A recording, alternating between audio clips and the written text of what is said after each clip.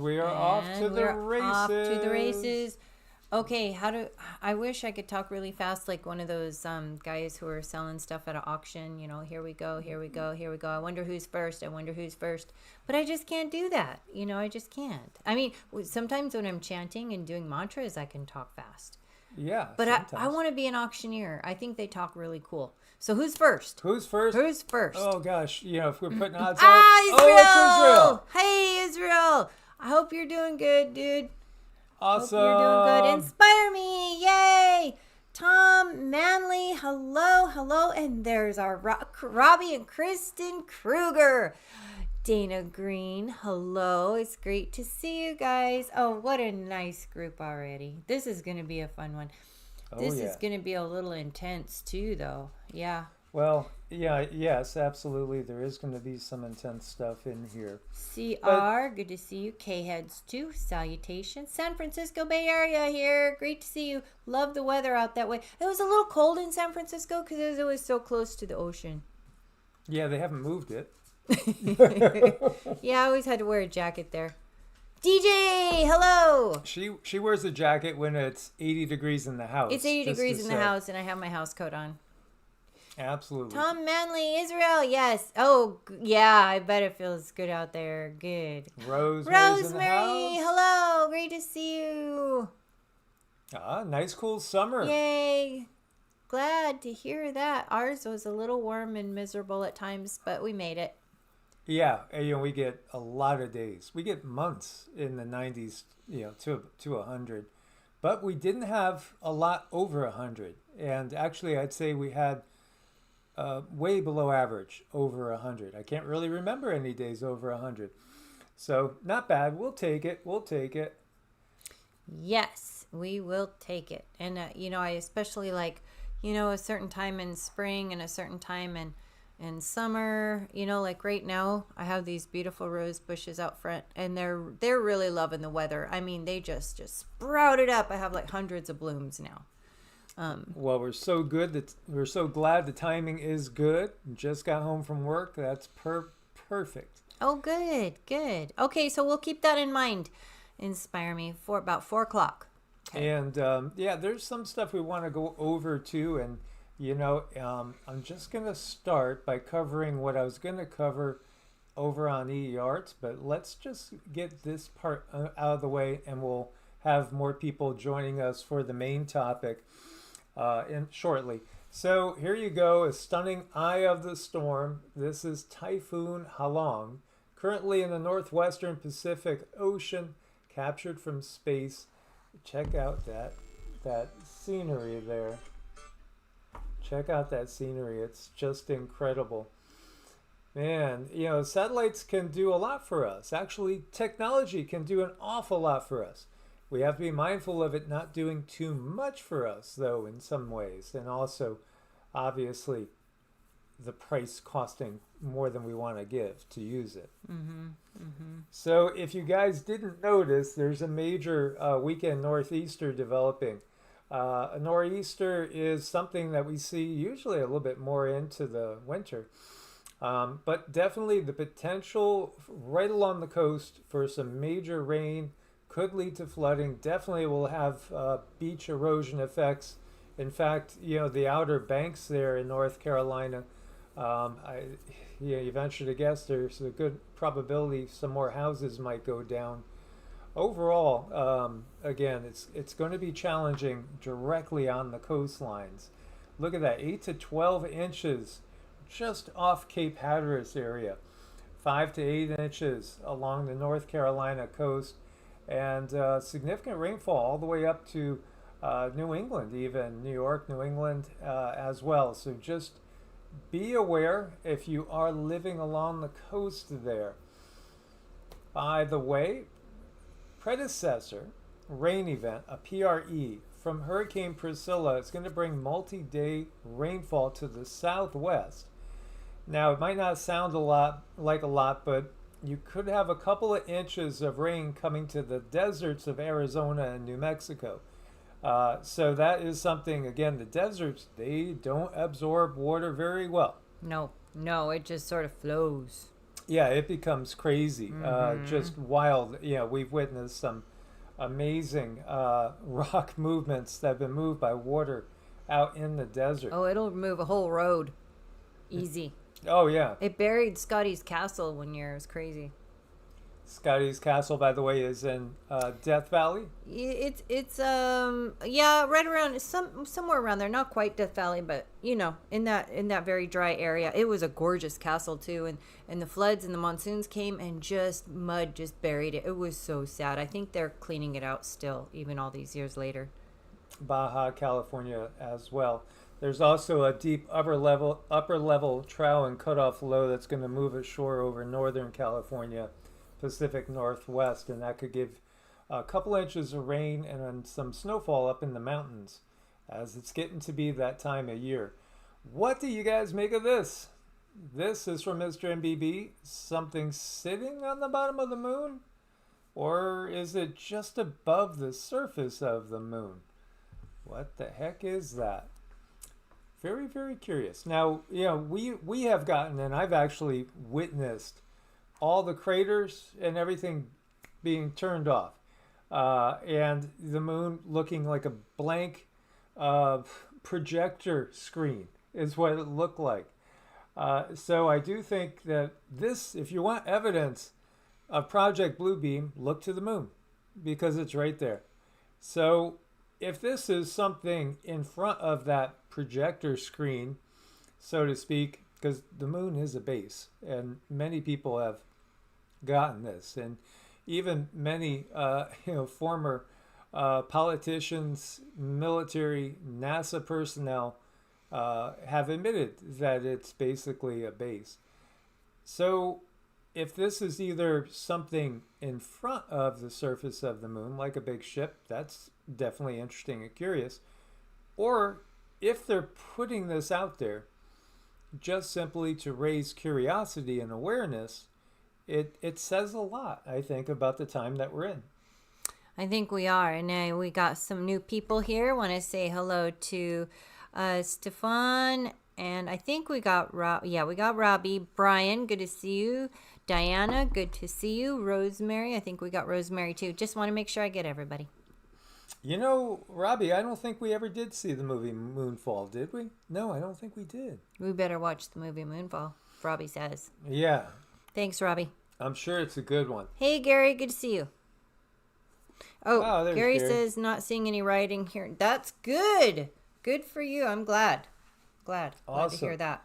Yeah, we were talking to a family member that's up in Portland, and they were noticing that things are getting a little bit more tense out that way. A little bit rough. We're going to touch on that once we get through all of this. This is in Florida. I don't know. What is this? Is this, skydivers riding on jetpacks, flares, Chinese lanterns? I don't know. It's active Chinese lanterns. Yep. It's just making a lot of corkscrew. Yeah, movements. They're having a good time. Good time. Mm-hmm. Yeah, maybe it's some sort of show, an air show. Yeah, maybe it's a little air show. It could be. This is Volusia, Florida, by the way.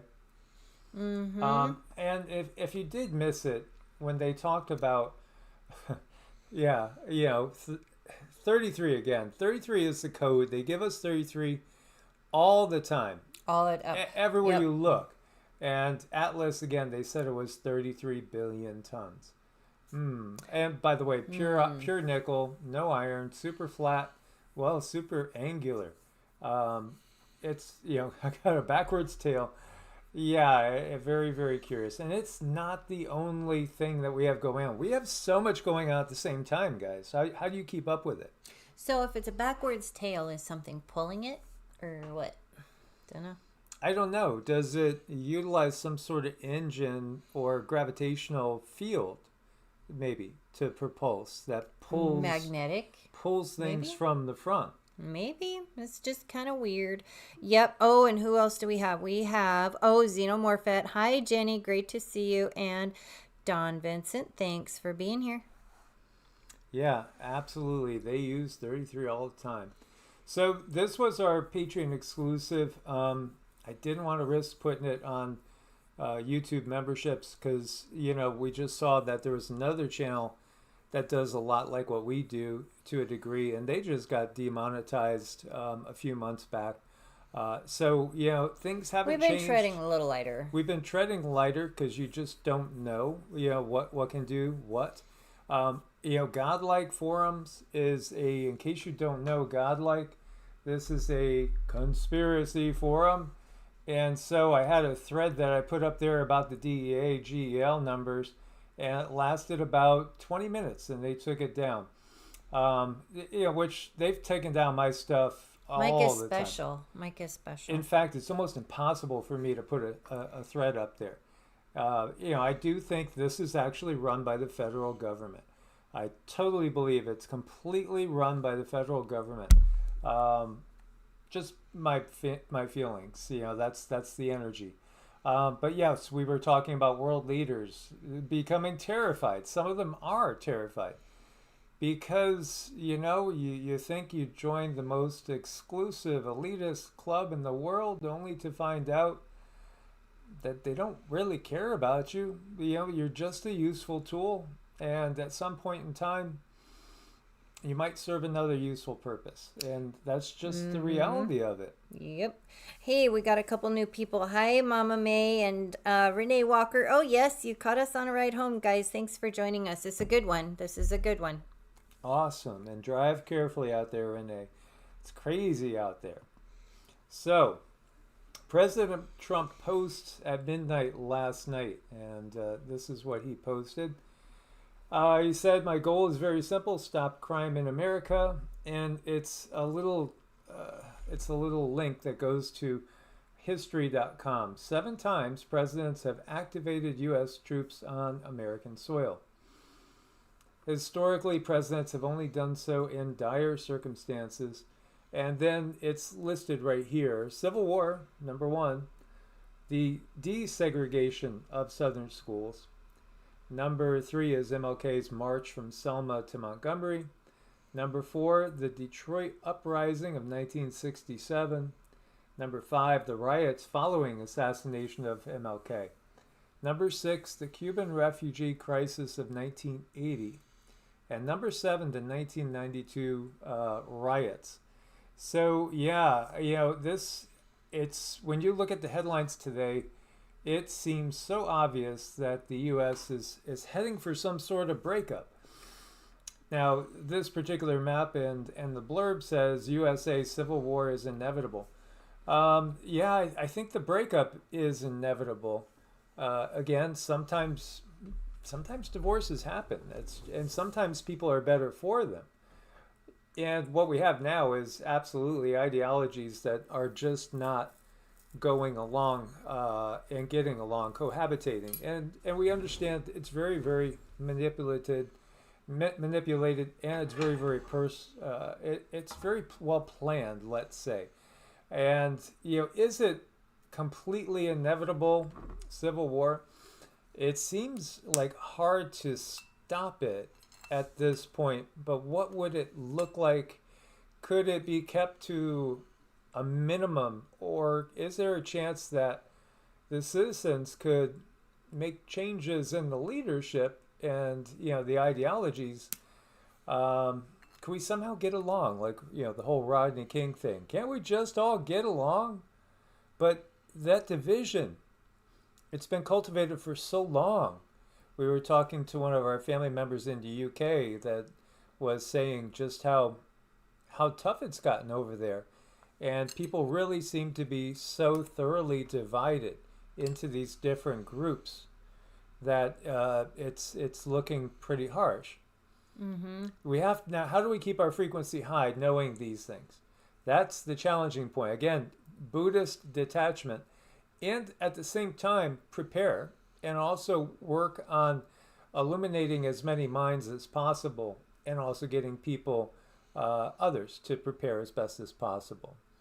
You do what you can. I think my thing is mostly, you want other people to prepare, but you don't want to push it because people just push back if they're not ready. I think staying in your own lane and really working on yourself is one of the best ways, because if anyone sees change in you and it's positive change, well, they're more apt to do what you're doing, because sometimes especially our children. They never really listen to what we say, but boy, they watch what we do. Yep. Yeah, and Tom says civil war would end in no gun ownership, mission accomplished. When you look to, again, history and historically, there's confiscations that happen, and that leads, to dire consequences. I think it would be wonderful if the world could lay down its weapons. There are too many weapons in the world. There's way too much money spent on military. That's part of the problem. They always find money for military. We were talking about yesterday how in the United States, we've been told Social Security might have to get moved back several more years. They're saying all the way to 73 in the EU. 73? Are you kidding me? That's just crazy. But yet there's an infinite amount of money for death and destruction in the military. So how do we break out of this system? This particular platform here, the burningplatform.com, they did this a ways back, saying they ran a computer program, computer sim, and the computer outcome showed that we may go into a civil war for perhaps 2 years into 2026, starting the last couple months of 2025. And, again, it's all been planned for so long. And the thing, too, I do totally believe that their main plan is that when the U.S. is involved in this civil conflict, it's, again, having that Red Dawn scenario. Because we are, after all, in this situation with Ukraine and the Middle East and Russia and BRICS, the United States and NATO.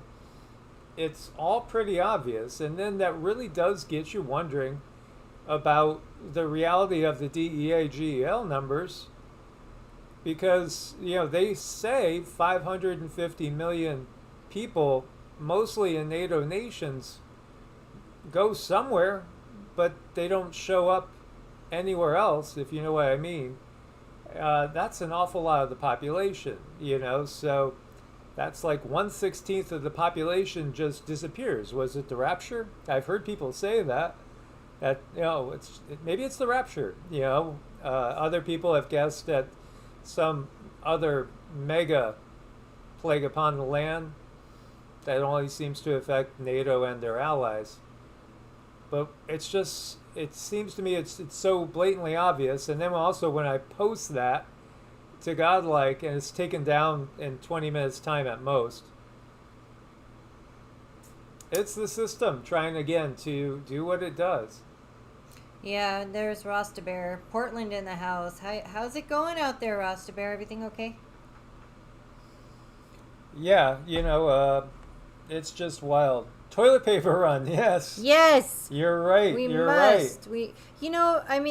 I mean, really, you don't want to run out of that stuff. Honestly, I told Cindy too, because we don't like to support Amazon, but when you're out a ways, it is super handy, and we know where that leads. But I was just saying, let's just stock up a little bit more on anything that we use on a regular basis at this point. And I think that's what would be a good little piece of advice. At least be ready for 3 to 6 months of tougher times, because I do think it's very likely that any sort of conflict could start with something that's like an EMP, some sort of blackout, all those rumors of 3 days of darkness and everything. And here you have 47 saying the Chicago mayor should be in jail for failing to protect ICE officers. Governor-Pritzker also. So, again, you could see how this is being fomented. And, that word was used again by Albert Pike in 1871 to say that there's going to be 3 world wars. They've been planned since 1871 or earlier. And, we've had 2, and we've been wondering when will they get the 3rd one off. So, if you missed it, President Trump called for the arrest of Chicago Mayor Brandon Johnson and Illinois Governor J.B. Pritzker as hundreds of National Guard troops seem poised to deploy in Chicago. And again, it's that regional thing too. So they're always trying to divide us, whether it's regional, whether it's racial, whether it's ideologies, religions. It's all about divide and conquer. So the Insurrection Act, are we going to have the Insurrection Act be invoked? And I did videos 4, 5, 6 years ago talking about the Insurrection Act and watching for it to be invoked, because when it's invoked, the president could deploy U.S. military forces domestically for law enforcement purposes, bypassing the usual restrictions imposed by the Posse Comitatus Act. Now, again, a lot of laws don't get obeyed anymore, like when it comes to striking different countries, and what we might think of as an act of war just becomes some sort of policing action, etc., etc. But this is, again, something where everything gets ramped up. It could include using active duty troops, federalizing National Guard units to suppress unrest, enforce federal laws, or respond to situations the president deems as insurrections or rebellions. The act allows deployment without requiring state consent, although it has historically been used when states request federal assistance, as was the case in '92 with the Los Angeles riots. To invoke the act, the president would typically issue a proclamation ordering those involved in the unrest to disperse, and then sign an executive order authorizing military deployment, steps that usually occur in quick succession. Once invoked, the military could be used to maintain public order, protect federal property, or assist in immigration enforcement, although it's never been used explicitly for border security or immigration raids in the past. Such a move could lead to widespread military presence in cities across the country, not limited to the southern border, obviously, potentially resulting in troops participating in immigration enforcement far from border regions. This could provoke legal challenges. All this we've already seen for the most part, and state and local officials previously opposed federal troop deployments, arguing unnecessary or overreaching. However, courts often defer to the president on these matters, especially in the moment, limiting immediate legal recourse. Supreme Court has suggested it might intervene only if the president acted in bad faith or made a clear legal error. Now, invoking the act could also lead to local law enforcement abdicating responsibilities, stepping back, leaving the military forces to handle routine law enforcement tasks for which they are not trained, potentially escalating tensions and alienating communities. There are concerns that using the military in this way could normalize the use of armed force in civil society, setting a dangerous precedent for executive power. Legal scholars and advocacy groups warn that labeling migration as an invasion to justify invocation misrepresents the humanitarian nature of migration and the original intent of the Constitution. Public response, political opposition, strategic pressure would likely be critical in countering such a move, including potential general strikes, nonviolent protests, and efforts to ridicule or delegitimize the action. Congress could also respond by clarifying the Act's conditions for use or subjecting its invocation to judicial review, though no such reforms have been enacted as of now. Again, I would say, always look to history, look to what's happened. I'm going to jump over here just for a second, because Ukraine canceled the presidential election because they're in a crisis, right? They're at war, and now they cancel local elections too. So what you end up with is a system that stays in absolute power with there's no more democracy, even if that democracy was an illusion. The illusion of democracy is gone. And it's just basically power by might. So when you look to what may happen, always keep in mind where else it's happened already. So, again, I think blind trust leads everybody off a cliff.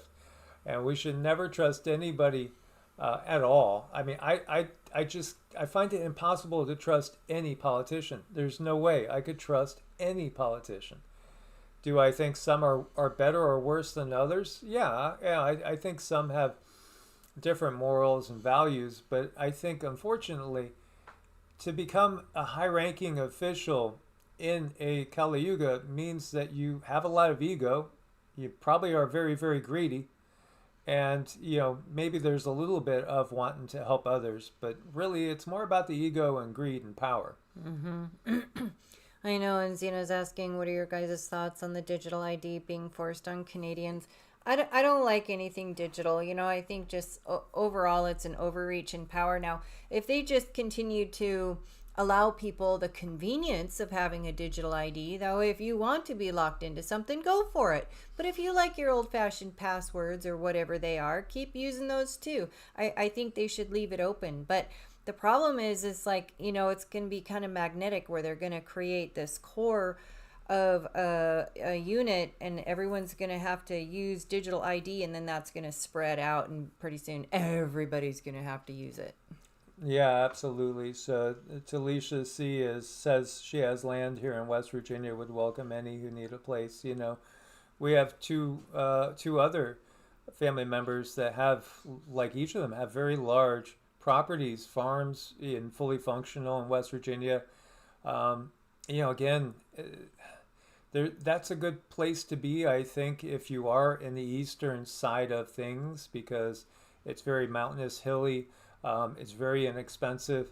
I do think, again, when you look to world wars and when you look to major wars, like for instance, Poland was occupied by Germany for years and years, yet they didn't control every single little town. And that's part of the reason why we always gravitate to much smaller towns, and being outside of that town. Because, even in a wartime condition, and you might find yourself with heated battles, and they could happen anywhere. There's some famous battles that happened on farms.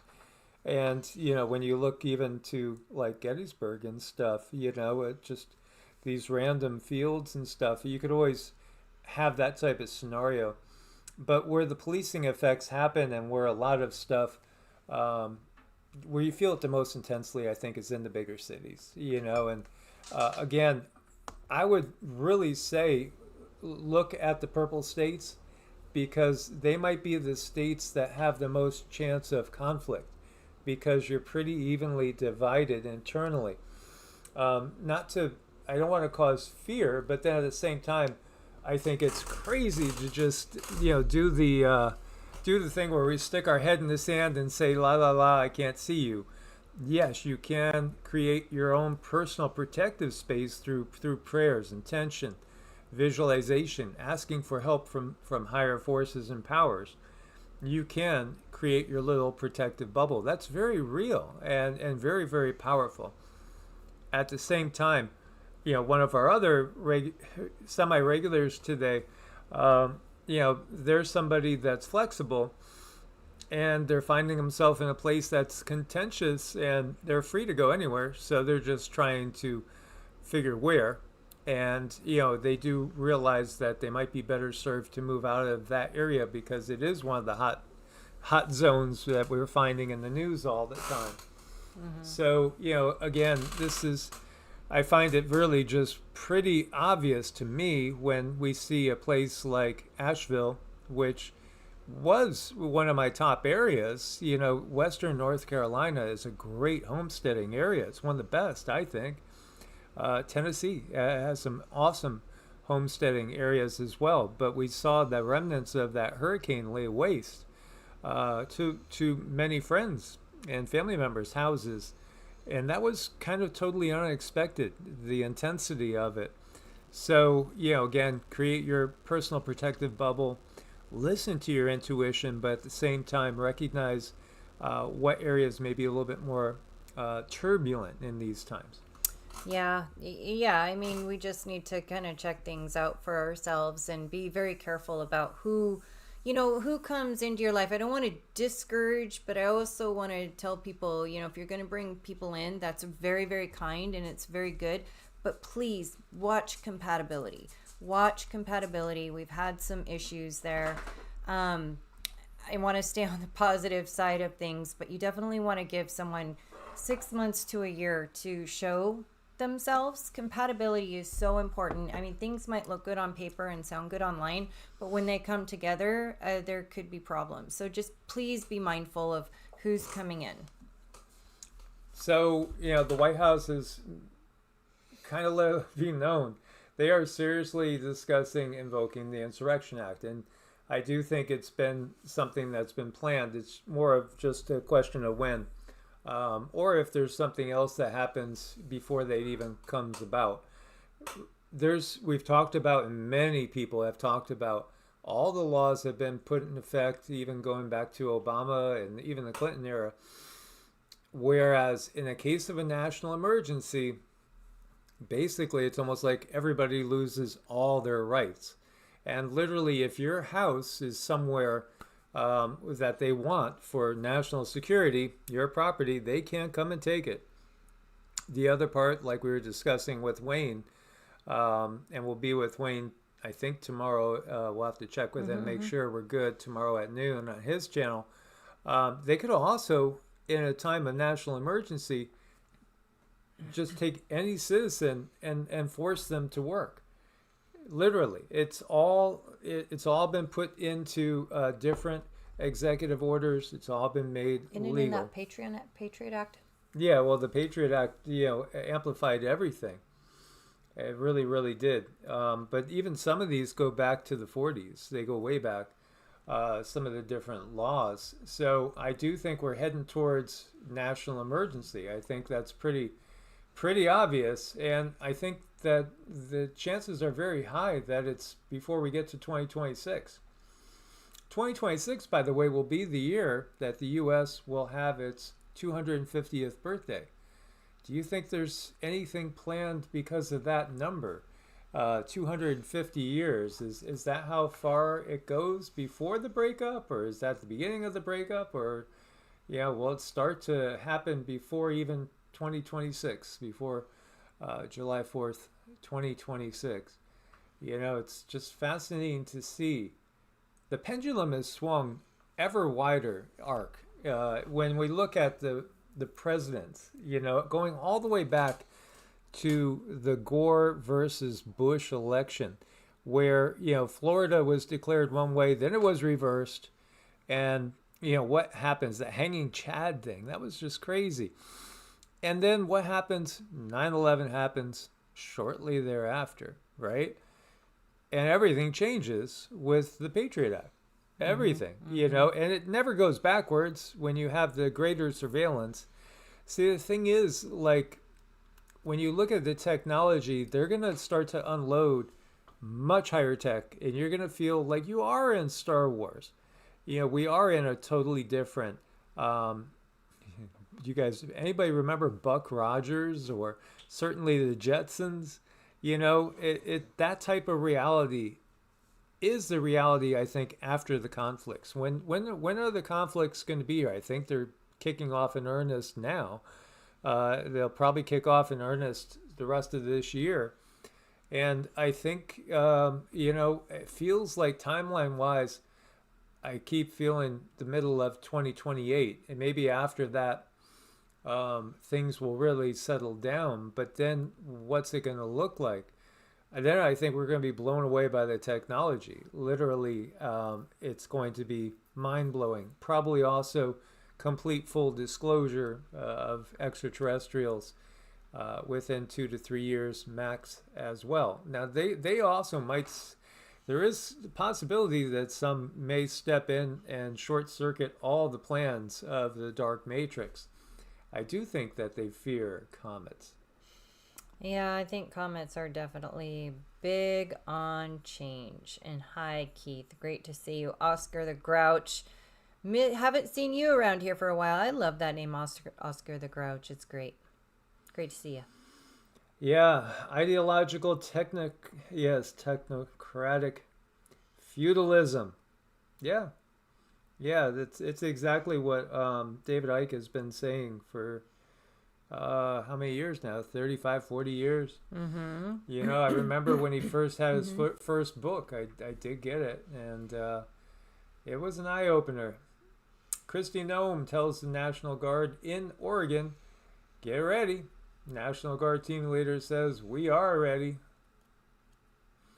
You know, I had one vision that was very, very vivid. And Cindy remembers me telling her about it, where I said to you, I can't believe that there's going to be troops yeah, on this soil tomorrow. Yeah. Right. Yep. Crazy times. Yeah, it was clear as anything. I saw foreign troops coming by, big, huge, like cargo planes. You know, those gigantic planes that dwarf 747s. Tons of foreign troops coming in to the U.S. And I still am kind of, you know, analytically minded, looking at like, how does this logically fit in? Will states like California secede? Would they actually ask for help from other outside militaries? I mean, would the federal government, our federal government, you know, the cabinet of 47 ask for help from some other outside government? You know, if we are in a civil war of sorts? I don't know, but that vision was very clear. How long ago was that? About was that before the plague upon the land or after? I don't remember. It was like 4 or 5 years ago. It was really vivid. So, you know, people have wondered about the UN troop thing on our soil. Will UN troops be brought in as peacekeepers if there is a civil conflict? I don't know. I haven't gotten any of those details. Oh, let's see if we could listen to this. Not going to stop at just arresting the violent criminals we can see in the streets. Fighting crime is more than just getting the bad guy off the streets. It's breaking down the organization brick by brick. Just like we did with cartels, we're going to take the same approach, President Trump, with Antifa. Destroy the entire organization from top to bottom. Okay. That sounds pretty serious. Now, again, obviously the borders were left wide open on purpose. So then you're left thinking, well, is he just trying to make up for lost time? Because obviously there's tons of sleeper cells in place waiting for the cue. And if so, what is the cue? What is the order to awaken? You know, I'm not sure. What are your guys' thoughts? What do you think the order is for the sleeper cells to awaken? Or do you think there are no sleeper cells in place? You know, a lot of people, especially lately, the last maybe, 9-10 months, there's been an awful lot of people trying to figure out, how would the U.S. break up? Do you remember the breakup of the Soviet Union? If you're old enough, I do. Honestly, I was so excited and happy thinking that, wow, now we don't have to worry about nuclear annihilation, and thinking maybe we could actually have peace and get along and all just chill and relax and have nice lives. Mm-hmm. Mm-hmm. But, you know, obviously, the wars haven't stopped. In fact, you know, we've had more warfare in some ways, especially since 9/11. So what would the breakup look like? Because when you look to election maps, you can see how divided we are. It's not too even. It's not like a simple, north-south scenario. This is one person, and they see it breaking up into lots of little pieces. I asked Cindy this before, and she did get a vision of about 5 pieces. Right? 5 pieces is what you got. Which, not exactly like this, but, maybe a little closer to this than the last one. I think you would probably have a Pacific alliance of some sort. And then what would happen there? Because what's happened, obviously, it's so clear and obvious when you look at Newsom and you look at Trudeau, for instance, and you could look also to Jacinda and also, again, the leadership we've had in Australia. They're very intent on allowing China to become the dominant power. And again, I do think that the the real controllers of the dark matrix, if China was to win WW3, then they already have the system in place. With the system that they have over there, with the social credit score, with the monitoring, with everything, it's already in place. So again, if we were occupied under that control, then that could be just simply enforced on us at the point of a gun. Oh, I think so. It's just going to get messier and messier and messier as we go, but that's the plan. That's the plan. Yeah, it's always been a divide and conquer. Now, again, this is all contingent on humans taking the bait. Here you have a different type of breakup of it. I do think, this feels a little bit more similar. Now, you had seen more even on up into the central part. If you look to Arizona, the governor, if she wasn't there, Arizona would certainly be part of whatever Texas, through Florida would be, I would think. But Arizona and New Mexico have governors in place that would be more aligned with California. I think we're just in for a period of a lot of breaking up of things, which again, breaking up into smaller units, I think is good because, again, how can few control the many? It's through a bigger government, and that's exactly what they've done. So, dissolving the UN, dissolving the EU, that would be a start. If the U.S. did break up, what if we went all the way to individual states? The states in the U.S. are about the same size as European countries overall. It would make it harder for anyone to control and monopolize things. Again, we are definitely in for a turbulent time. I think that the main thing is that we recognize that it's all manipulation and not fall into the hatred, don't fall into the division. And, just again, they're going to have to try to recruit people, and they may enact drafts. I mean, more than likely they will. So if the masses refused, then we could change paradigms. I mean, shoot, if we just stopped for 1 year the defense spending, we'd have no monetary problems. So here's another person's idea of the breakup going very, very small. There was a Russian professor, too, that saw the U.S. being broke up back in the 80s into, I believe, 5 pieces as well. Here's another one. Pacific States of America. I could see that happening. You have the remnants of the United States of America. Some people have even theorized that Denver could be the new capital, or perhaps Omaha. And then here you see the Combined Syndicate of America, American Union State, United Mexican States down there. Here's another one, breaking it up.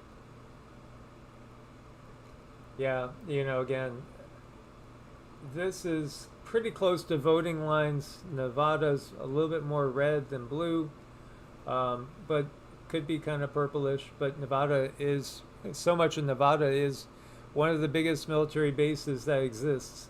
So I think that will stay with, the side that's in power right now. It's all just a mess. It is a mess. Meanwhile, Denmark quietly admits not everything that we've taken for drones has been drones. Danish defense just confirmed what many of us suspected.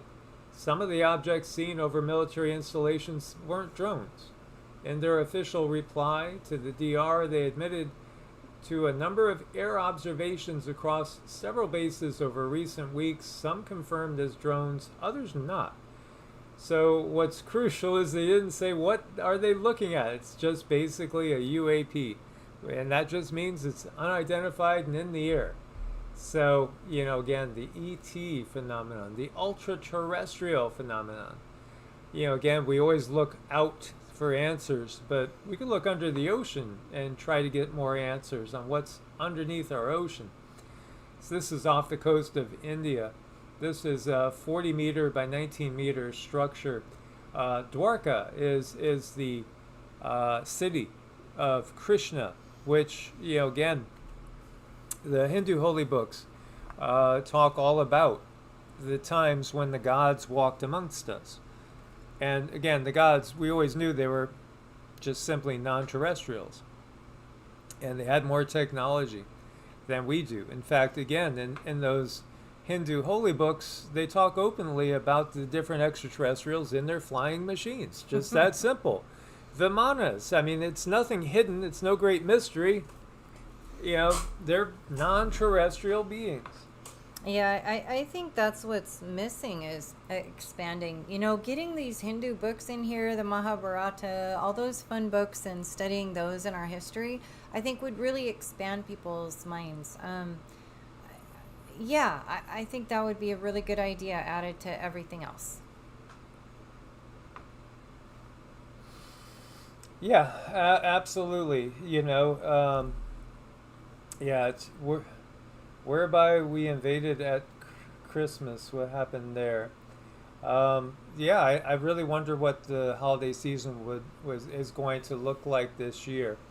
Well, we do have Atlas doing some weird stuff right around holiday season, right when they say, We do. Jesus was born right around this time, Well, and is he coming back? Is it going to be are they trying to play that card? Are they trying to play the religious card with this? I think they're definitely playing cards. They play every card, every card all the time. They don't leave many cards unplayed. The Polish psychic, again, he sees some sort of deadline around November 18th, the middle of November. He feels there's an economic and some sort of geopolitical war deadline that the leaders know about.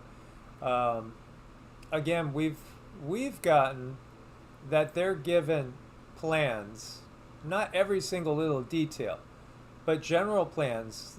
That's handed to the ones we view as the leaders, the politicians of the world, through the secret societies, which ultimately are getting the instructions from what we would call ultra-terrestrials. So, this is how the power structure really works from what we've gotten. There are mysteries in space, but there's an awful lot below the sea and below our feet. Again, the water level right now is about 400 feet higher than it was when we go back 13,000 years. So most people live along the coastlines. If you look to the United States, there's more population living within 100 miles of the coast around the perimeter of the United States than there is in all the central part of the U.S. So if it was the same back, 12,000 years ago, before that big destructive event that gave us the Great Flood, it would have wiped out most people. It's just that simple. A big event that can, literally bring shells to the tops of mountains, there's going to be only a remnant that survive. And that's what's, said in the historical and biblical and different religious texts. There's always a remnant that survives. And then again, even if it's all wiped out, Cindy's also gotten that, there's basically storehouses up in ships to reintroduce any sort of species. Like anything that we've seen in the past that's been extinct can be reintroduced by the ultra-terrestrials at any time. Well, yeah, that Noah's Ark was really no joke, but they didn't take literal animals. They took their DNA and it's stored, and that's how that works. Yeah, so this is again how when we take these stories very, very seriously and literally, we kind of miss the bigger picture. Noah's Ark is a DNA bank.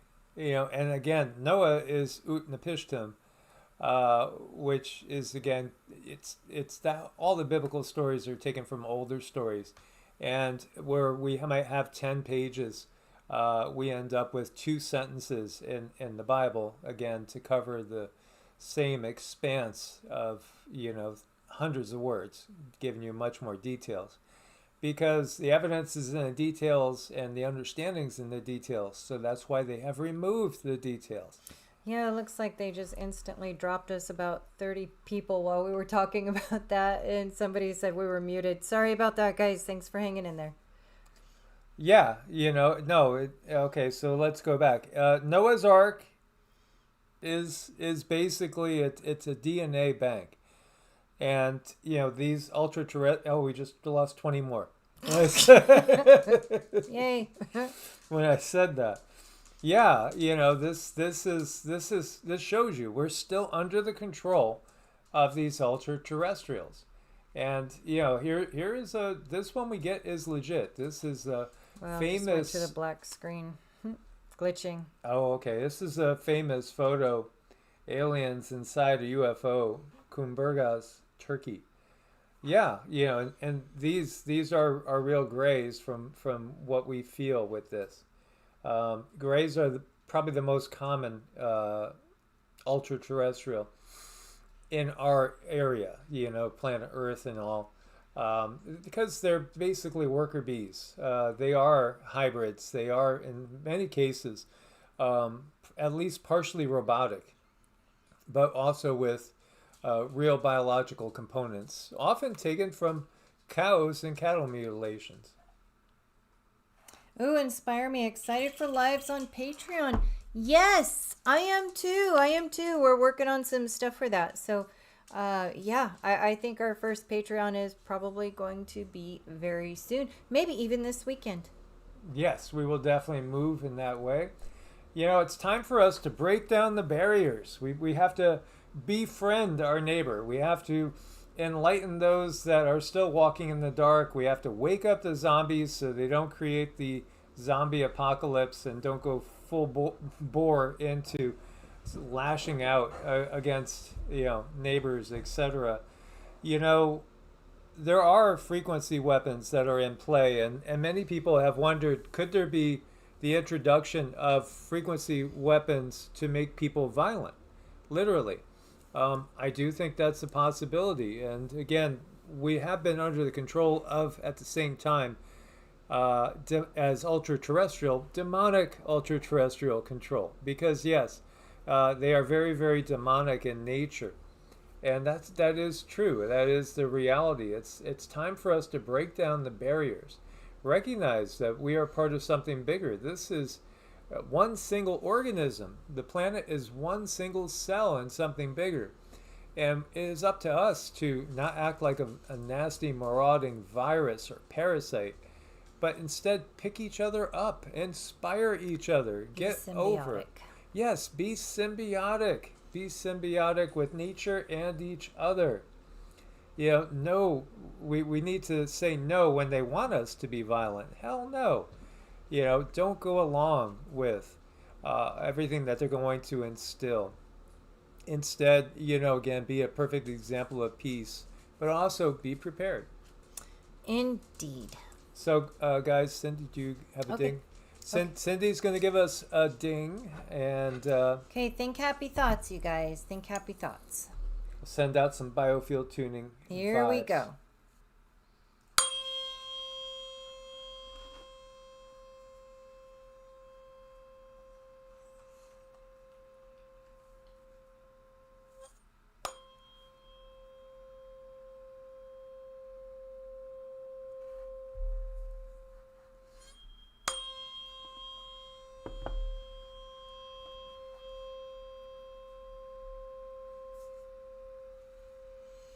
Okay, you guys, thanks for all your support. We appreciate it. Source bless and namaste.